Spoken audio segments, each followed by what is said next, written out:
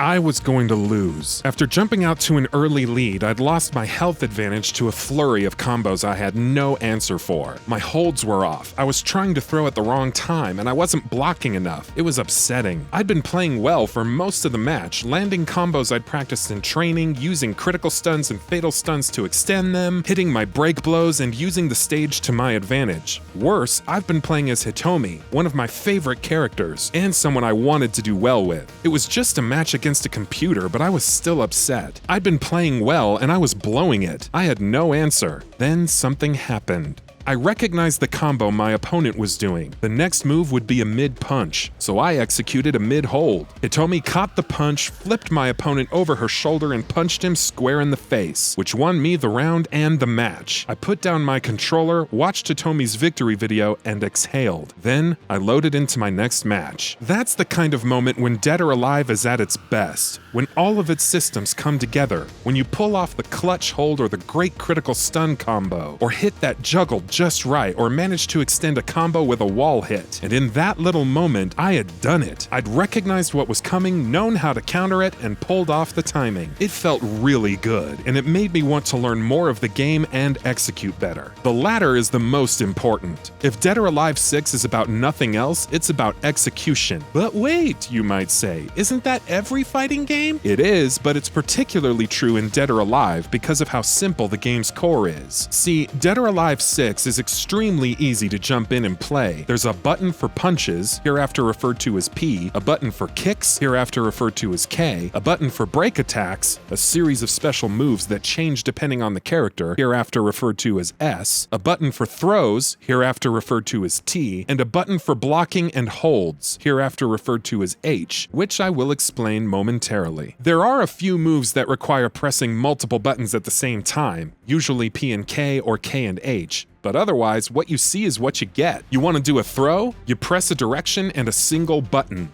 You want to break a throw? You press that same button. There are combos pre-baked into each character, but most of them are very simple. A common example is PPP or PPKK, which are available to almost all characters. Some combos are harder than others, PP forward P down K for a basic example, but almost all can be learned with practice. This means that the execution barrier for doing basic things is pretty low. The real depth and the thing that makes Dead or Alive so cool is holds. Holds are Dead or Alive's counter system. By performing the right hold at the right time, you can counter any of your opponent's moves, stop their combo, and deal damage. Holds also always put your opponent on the ground, or facing away from you, leading to easy follow-up opportunities. To understand how they work, you have to understand how Dead or Alive's moves work. DOA 6 classifies its moves into 3 categories: low, medium, and high. Lows hit low and must be blocked by crouching. Mediums will hit both crouching and standing opponents and must be blocked while standing. And highs hit high and will go over the head of a crouching opponent. They must also be blocked while standing. Got it? Cool. Performing a hold means recognizing where you're gonna get hit, what kind of move it is, and inputting the appropriate command to counter. To counter a high hit, you would press up and back on the analog stick or D-pad, and H as the move is about to hit you, which counters all high attacks.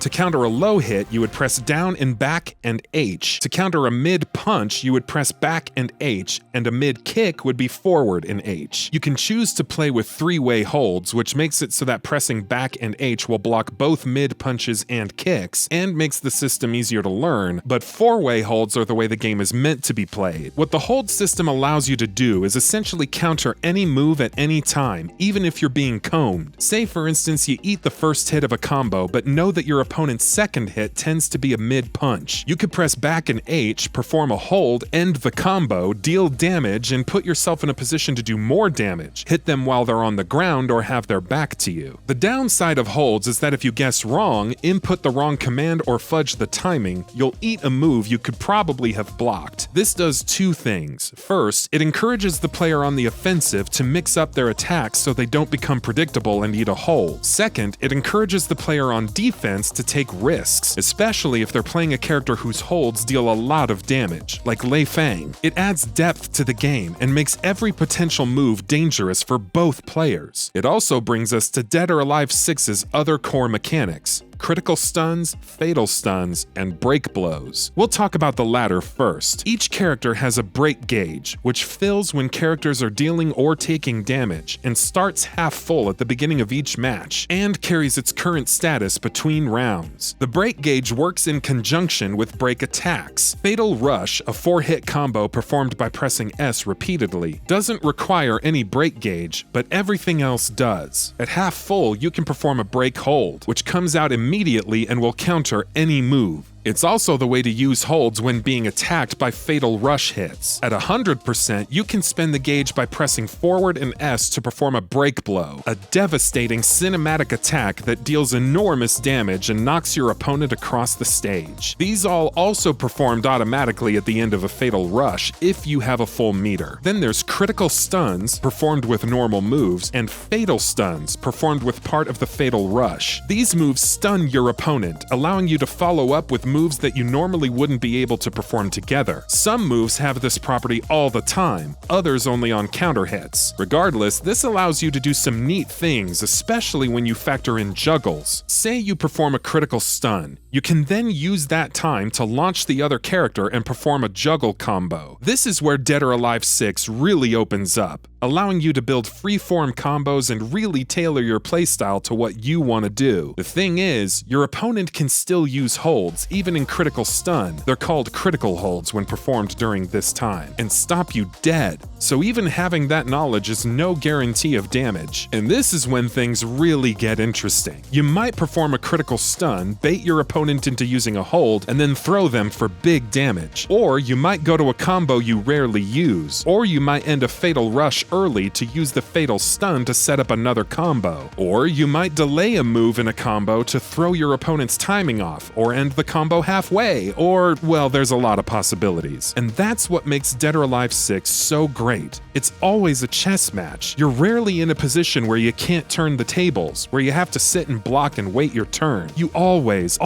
have options. You just have to execute better than your opponent, to play mind games, to make hard reads, and the better player always wins. Which is where the characters come in. Dead or Alive 6 features a large cast, 24 characters, all with their own different playstyles. Some, like Bass, an enormous pro wrestler, trade complex combos for more limited, damaging strikes and huge throw and hold damage, while Jan Lee, Dead or Alive stand-in for Bruce Lee, there's always gotta be one, right? Has fairly lousy throws and holds, but deals heavy damage with strikes and has complex combos. I preferred characters that had a good mix of strikes and holds with solid throw damage, so I gravitated toward characters like Hitomi and Kasumi, the series protagonist. Even then, there's a lot of differentiation. As a ninja, Kasumi has moves that allow her to flip and teleport, while someone like Ryo Hayabusa of Ninja Gaiden mixes in stances that allow for unique follow-ups and chain extensions. The two new characters, Diego, a Mexican-American street fighter with powerful fists who is a delight to play as, and Nico, a young scientist with the ability to control lightning, round out an impressive list of folks with a lot of options for any playstyle. While it's impossible to critique the game's overall balance without testing every character against every other character at a high level of play, I never felt that any of the characters were broken or overpowered in my time with the game. Some characters are harder to learn and require higher execution than others. A character that emphasizes holds or command throws is harder to play than one that's good at punching things. And some meshed with my style more than others, but I never felt any were unfair because the game system is designed around letting me counter anything they could do. When I lost, I always knew why and what I needed to do to get better. In addition to the game's characters, the stages here are a standout. Like the characters, they're incredible visually. This is a gorgeous video game, and having 14 available means that you're unlikely to get bored of them. They also add quite a bit to the game's strategy as you can use them to your advantage. Knocking a character into a wall will allow you to extend a combo you otherwise couldn't, and some of the stage's effects are very cool. Knock a character into a crowd? The crowd will push them back into you, allowing you to get in more hits. Hit them into an explosive barrel, they're gonna take a bunch of damage and alter the stage. Knock them into the giant octopus on the broken down old pirate ship, they're gonna have a bad time, and you'll end up on a lower level. The stages in DOA 6 are both interesting and alter your strategy, and playing each one was an exercise in seeing what I could do at any given time. There's also quite a few modes to play. There's Tutorial, which will teach you every mechanic in the game and how to apply them to actual fights, and has a smaller subsection for each character.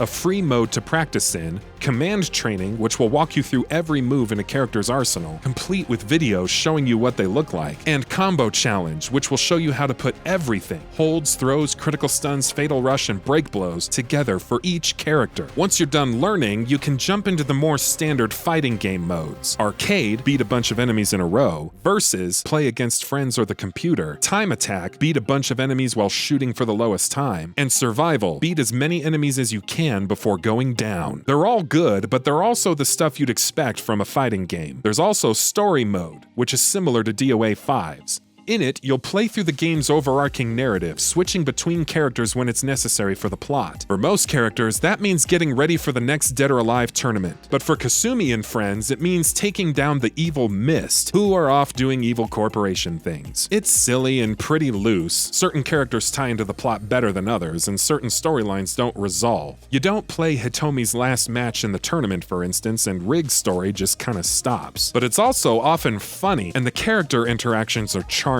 A lot of these characters are friends, just hanging out. And there are legitimate reasons for most of these fights because people are studying up for the tournament. Matches are only one round, and you can clear the whole thing in 2 to 3 hours, which makes it a fun diversion and a good way to try most of the characters. My favorite mode was DOA Quest, which is essentially a mission mode. Each mission gives you a character and some objectives to accomplish. Win the match, win in so much time, perform certain moves, do a certain number of holds, get a certain score, etc. Each objective, there are always 3, awards a star, and the more you earn, the more missions you'll unlock. It's a blast to play, and it actively makes you learn the characters. Best of all, it's actively integrated with the game's tutorial, as is the story mode. So if you're having trouble with an objective, you can just hit a button and pop into the tutorial, which will teach you how to do it. Once you've learned, you just pop back into DOA Quest. And of course, no fighting game is complete without an online mode, where you can choose between lobbies and ranked matches.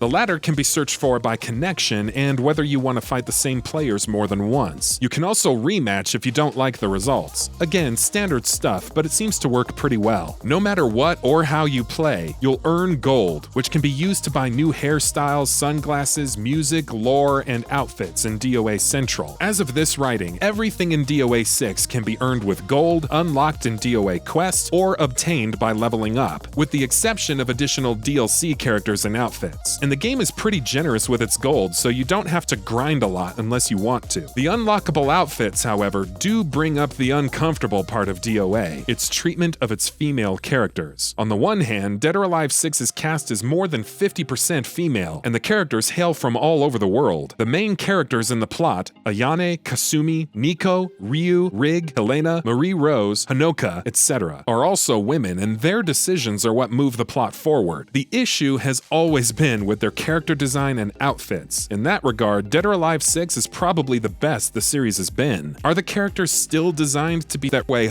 Absolutely. However, many of their unlockable outfits are pretty normal. Hitomi alters between gis and street clothes. Helena is always wearing a fancy dress that's usually pretty modest. Kasumi and Ayane wear tight bodysuits because they're ninja. Mila is dressed like a fighter or in normal clothes. For the most part, what the characters wear and how they're depicted match up with who they are. But of course, some don't. Hanoka is probably the worst offender. There are a couple others, but it's still largely avoidable and far better than normal. Yes, there's the physics, and characters sweat, and powerful blows can still tastefully damage clothing and leave them with cuts and bruises, but little of it feels gratuitous. It's still there, and in some ways I imagine it always will be, but it's better, and it's worth noting. Maybe the DLC will change that, who knows? Ultimately, that dichotomy will probably determine how most most people feel about Dead or Alive 6. This will always be the fighting game that spawned a creepy beach volleyball spin-off, and it's impossible to talk about it without mentioning that. But it is a very good fighting game that's both easy to pick up and play and has a lot of depth. I wouldn't blame anyone for being turned off by what the series has been, and in some ways still is. But I love fighting games, and like many of the characters here, I'm always looking for a new challenge. Dead or Alive 6 may not be perfect, but it gives me that. And that about does it for this video. If you enjoyed what you watched and want to see more from GamingBolt, please hit the subscribe button. Also, don't forget to switch on the notifications bell icon next to it. That way you'll never miss any of our videos. Thanks for watching.